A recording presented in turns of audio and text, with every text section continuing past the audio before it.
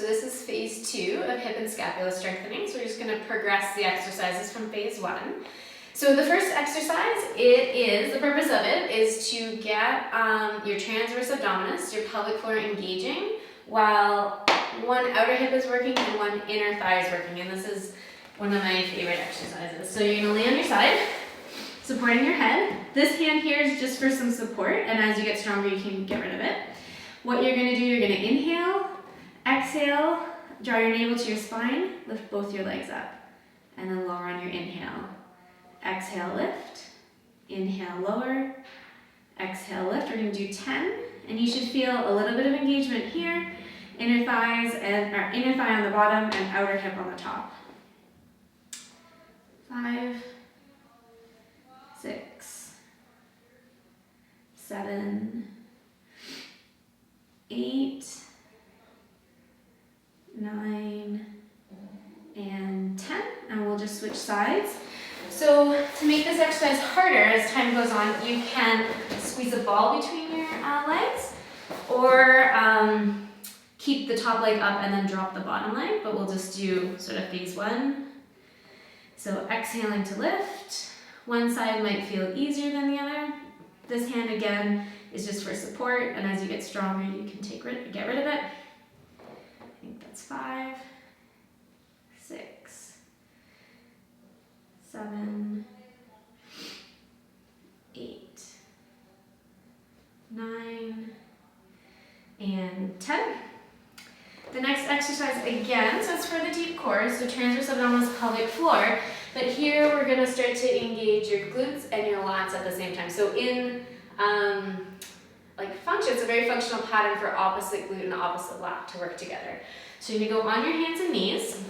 Knees are hip distance, hands are shoulder width. You're going to tuck your back toes under.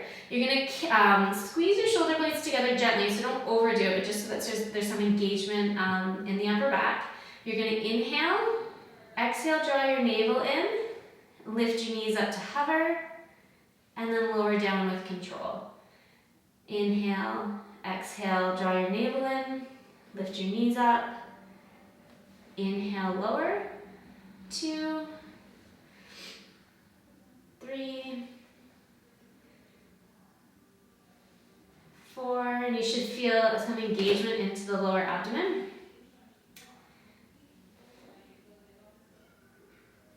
5, 6, making sure that you're not holding your breath. So you're moving with the breathing, not holding your breath up, and feeling some lift and engagement in the deep core. I think that's 8, 9, and 10. The next exercise, staying on your hands and knees. If you're finding it's hard on your wrists, you can make fists, and that should make the exercise a little bit harder. We're going to move into bird dog. So bird dog is to strengthen the core, but at the same time opposite glute to lat, as well as the multifidus up the back. So hands and knees, hands shoulder width, knees hip width, engage, so gently pull your shoulder blades together, navel up, and then as you exhale, you're going to lift opposite arm and leg, making sure everything is even, and then inhale to lower, exhale, draw your navel in, lift the other side. And so we'll alternate sides, because in normal sort of walking or patterns, you're going to walk with opposite arm and leg and constantly alternating. So this is just bringing some function into strengthening. And I think this is 6. We'll do 10. Trying to have as little pelvis or hip rocking side to side. 9 and 10. Okay. And then progressing, so different version of the band pull aparts from phase 1. So we're going to move in a diagonal. So you're going to stand up and get yourself into as good of a posture as you can. You're going to take the band, and this time instead of going straight out in front, we're going to go on an angle. So drawing the navel in, lifting the pelvic floor, we're going to switch sides. So keeping your arms straight with this, We'll do a total of 20.